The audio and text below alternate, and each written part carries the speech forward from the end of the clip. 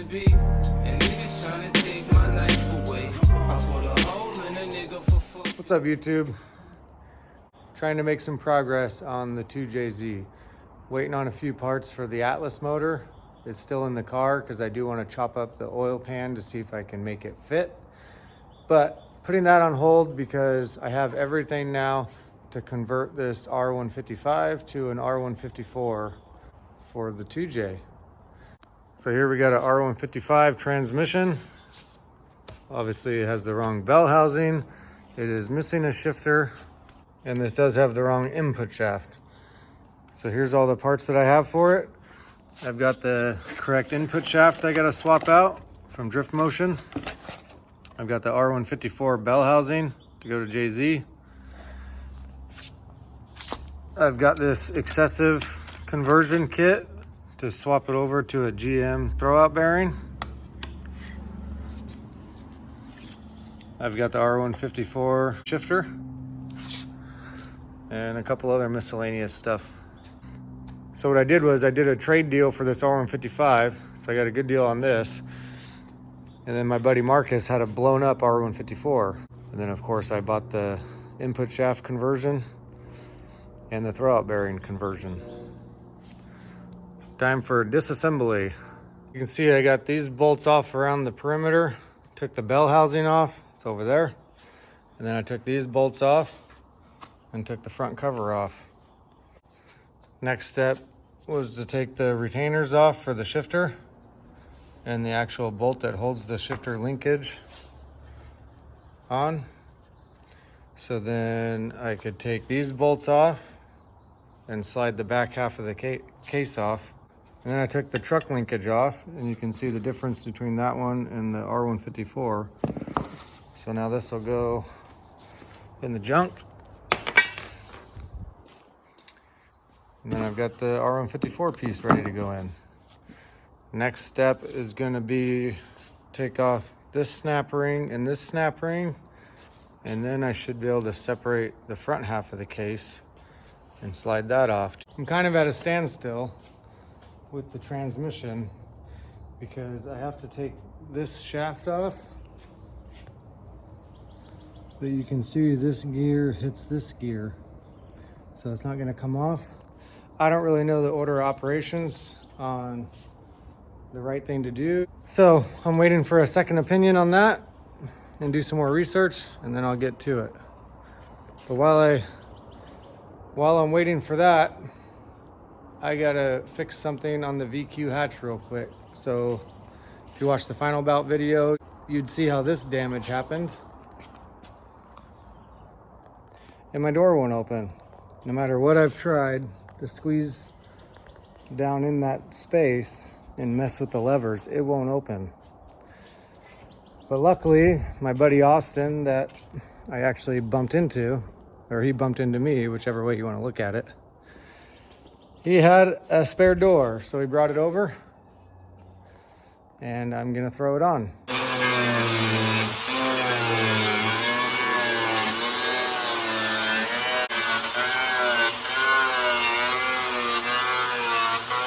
I got the modded door handle.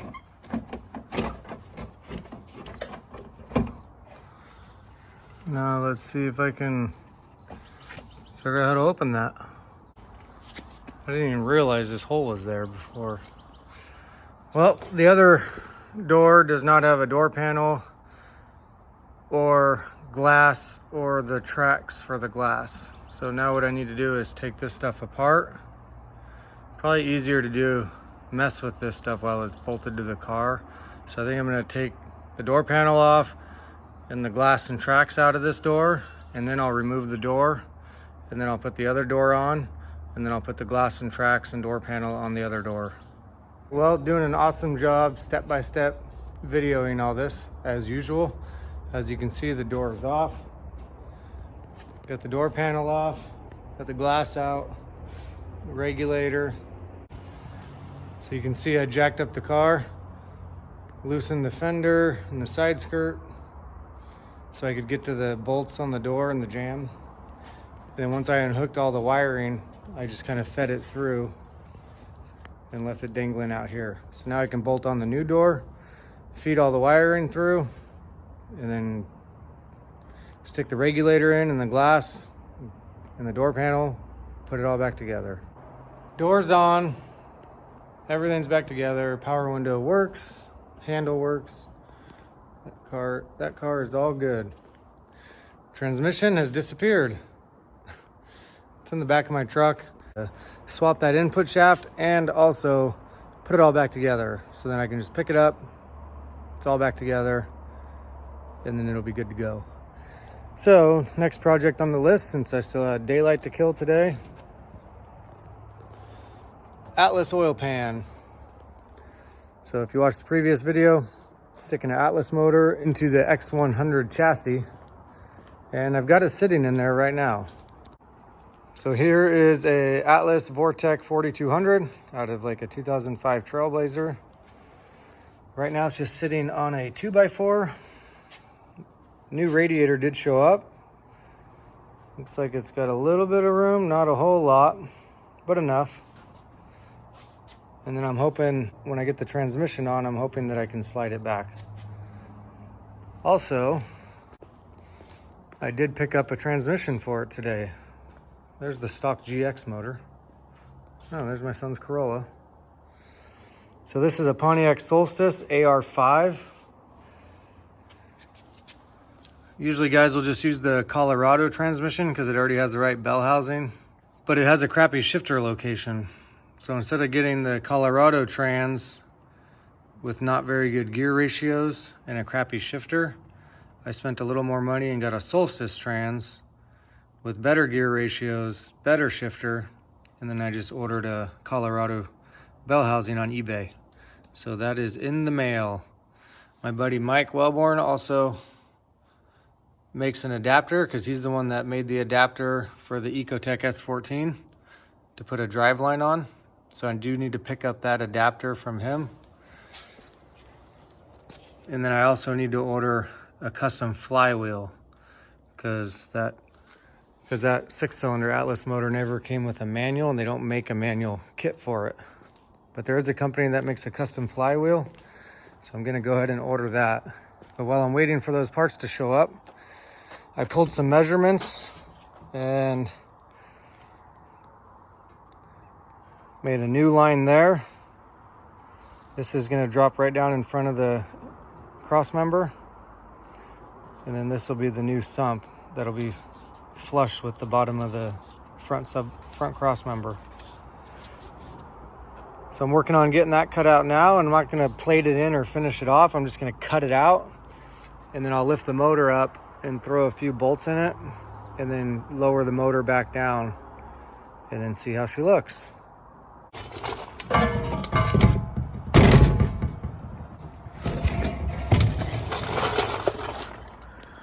New oil pan shape. Still gonna have to get rid of this, but I don't want to go through all that effort right now because it's just for mock-up. For now, let me get it on the Atlas motor, so I gotta lift it up and then just put a few bolts in and then drop her back down, see how she looks. It's the next day, and Oscar was nice enough to take on that input shaft swap for me. He's rebuilt our transmissions before and is confident that he can do it without screwing it up, because I'm pretty sure I would be using some tools that are not the right ones for the job and would probably break something. So he's got the transmission for a couple days to get that input shaft swapped out, and he's gonna go ahead and seal it up back together for me. In the meantime, I'm gonna see if I can make this Atlas motor fit in this engine bay with the hood closed. I've put the oil pan on.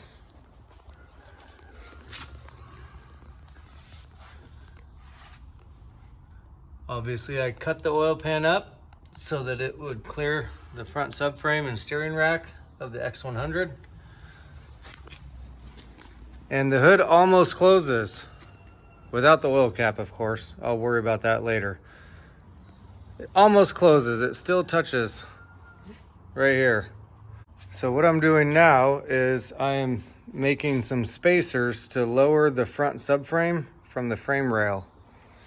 So you can see these two bolts right here go all the way down through the front subframe. and I'm gonna put a spacer in between. So Shane was nice enough to give me some scrap steel that he had laying around. I got one already made on the left side, the far side of the motor. And now I'm just gonna drill this one out for this side of the motor, for the driver's side. And then we'll see if that's enough to get that hood to close. Got both of the front and subframe spacers in. Let's see if it closes.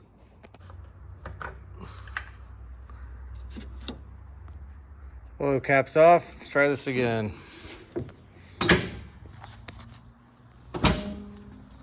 Hey. We're in business.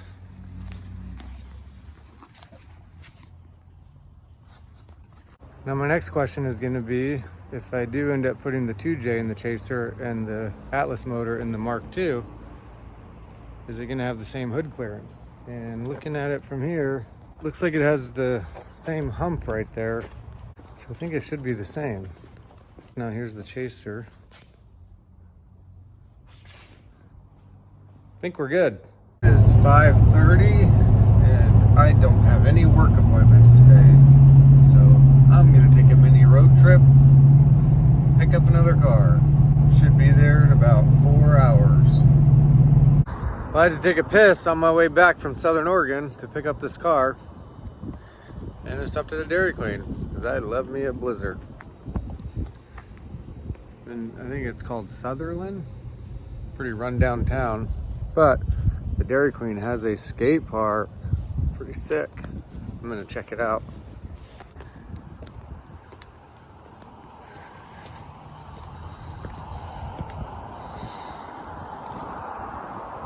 This actually looks like a pretty sweet spot.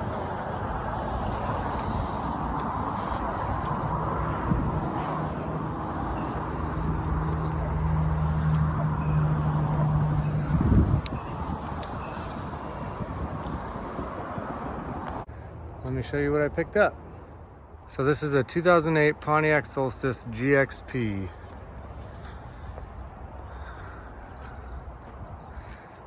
Obviously it didn't look like this when I picked it up. It had wheels, but pretty much every car, whether I import it from Japan or buy it used, I usually go get it with my truck and trailer so I don't have to bother the wife. And I usually do this to it as soon as I get it home because a lot of times they've been sitting.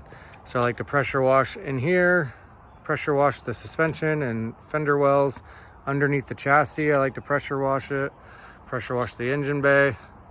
And I put the top down all the way home so that, you know, any crap inside would just blow out. Let the thin air out, because this has been sitting for a couple years. It did come with stock wheels that are not my flavor, but they're in great shape. Tires are good, but old. So the nice thing about this one is it is a GXP model. So it has the 2-liter turbo ecotec, same motor that I had in the S14.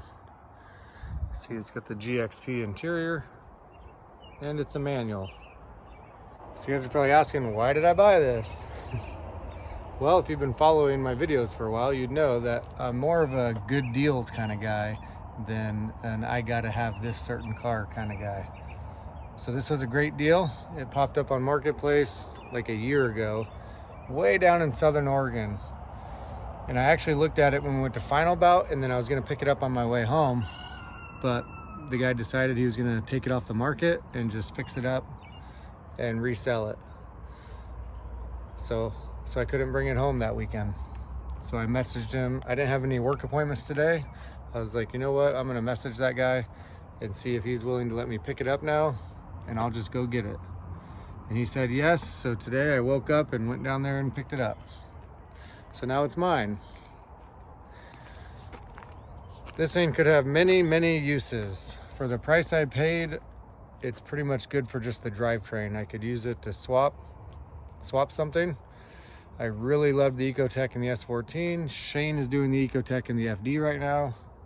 I'd really love to build my own ecotec car from the ground up.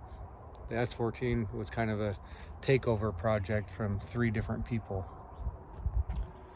So I could use it for just the drivetrain, or I could weld the diff and try to get some angle on it and see how she slides as is. It was so cheap, I could just weld the diff and give it some angle and let my kids learn how to drift in it. Don't really know yet. Well, I'm gonna get the wheels back on now and get it off the trailer and actually take it for a test drive. Well, although the trip to Southern Oregon was a success, I did just get this Tundra last weekend, and it's not without its small issues, but the issue definitely got worse on the 8-hour drive today. It had a small vibration. I figured it was coming from the driveline. When I got up underneath the car, when I test drove it, I could shake it a little bit on the center carrier bearing. Pulled the truck in, yanked the driveline.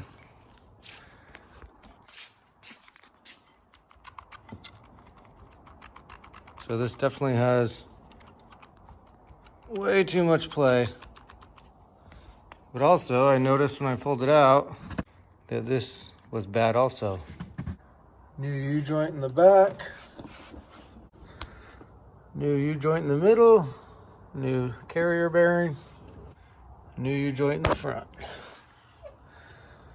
We're gonna start with just removing the purple, okay? And see how it looks. Yep. A little tacky. Well, me and Kai got all the purple off. This white vinyl is still in terrible condition, but at least it's all one color now. Looks better than having those stripes on it. The car is black underneath and supposedly clean, but I don't know. I'm not gonna be ripping all the vinyl off anytime soon. It's the next day, and I think it's time to get the Atlas motor out of the Chaser. And the reason why is because I've got the majority of the mock-up done. I got the hood to close.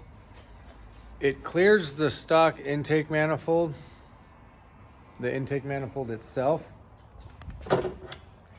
It doesn't necessarily clear the throttle body though, because the electronics on the throttle body stick up, and that's the highest point. So a couple options there. I'm gonna have to do some brainstorming and get some second opinions on if I can make that feasible. The most obvious option would be to just put an adapter on the intake manifold where the throttle body goes, and then run a piece of pipe and then another flange on this side of the head, and then just put the throttle body over here closer to the airbox. I don't know what I'm gonna do about it yet. The other option is Origin Type 2 hood like I have on the VQ hatch to give me more clearance there, and then space the subframe down on the Mark II with 2 of those metal washers instead of 1. So that'll get me to about 3/4 of an inch spacing, and I think that would be enough. But for now, I'm gonna yank it out and swap it onto the engine stand and put the 2J into the Chaser. But of course, as soon as I got it in, ran into a problem. As you can see, it fits just nicely as it should. Everything looks good and clean, but the wastegate is gonna dump right under the steering shaft. There's no way this is gonna fit in that space. So motor's gonna have to come back out. Since it's not bolted in or anything, I can just yank it out real quick. One thing I can do right now is go ahead and try and mount the power steering reservoir. So in the GX, these go here, but obviously that's not gonna work because the power steering is over here. So what I did was I took this off the bracket and I put the bracket right there. And then I cut all the ears off the bracket that I can't use in this location, but that ear does work, and it points the hoses that way. So it's a perfect position. And then I was able to use that bracket that I cut off of it as another mounting point. So now what I'm gonna do is weld those together and then it'll have 2 mounting points and be nice and solid.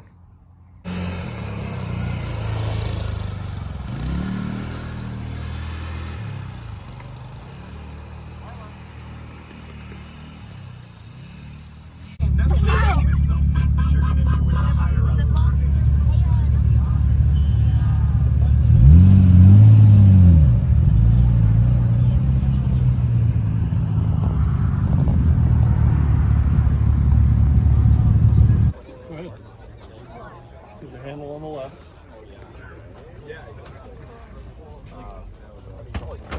Wow. Even has a sunroof. Oh yeah. Where you guys going? Car show number 2 on Mother's Day weekend. Yeah. Should go take a look. It's pretty cool.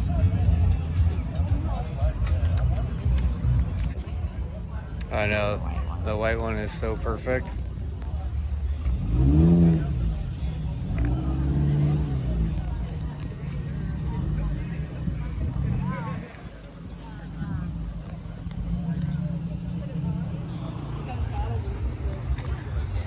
This one is propane.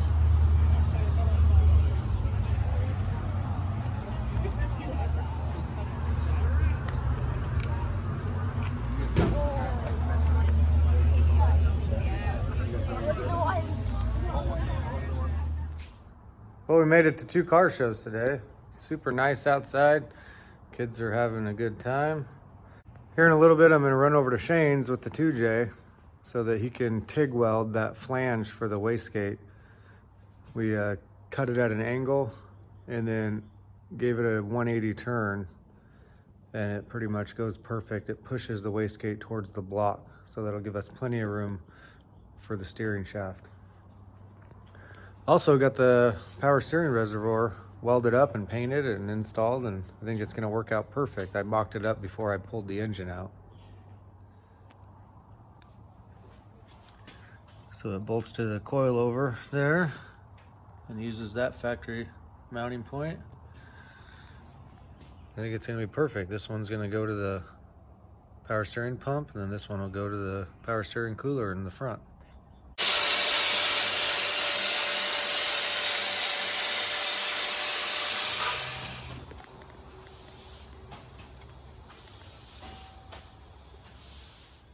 Shane finally got the mini truck moved out of here. I think it's in the container.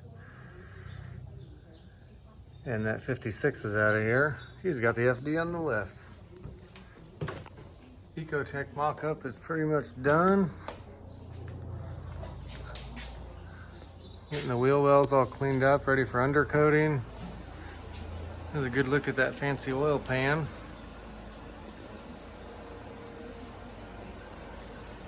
New radiator setup, it's not mounted yet.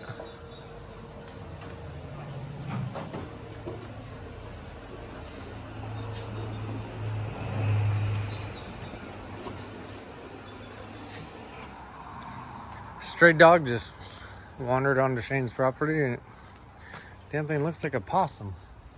Come here, possum.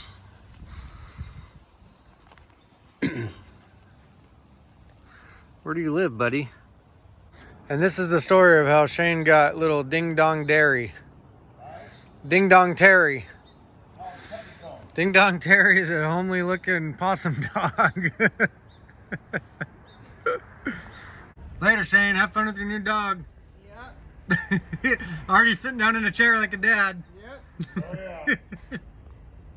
Back home from Shane's. Got the motor dropped back in the car. Looks right at home in this thing. And now you can see it's not pointing at the steering shaft anymore. Plenty of room. Nice. You still need to reclock this. Probably gonna point it this way, so then we can put an elbow coming to the front mount intercooler through there. Also, I get to test fit my new bracket. So now that hose will go to there to feed the power steering pump, and this one will come right through here, wherever I mount the power steering cooler. Well, kind of a hectic week. Kind of been all over the place working on this and that and the other, but got a lot of progress done. I got a lot of progress done on the Atlas swap mock-up. So hopefully when the 2J Chaser is done, I can speedline the process to do the Atlas swap in the Mark II. So I'm super stoked on that. Just got to get this done now. Pretty much have 90% of the parts for it. Just got to order all the missing pieces and start putting it together so I can realize what else I'm missing, because there's always something else. But I'm going to end this video here, guys. Stay tuned for the next video. Probably going to be a park update, as well as a lot of this stuff will be done, hopefully. Peace.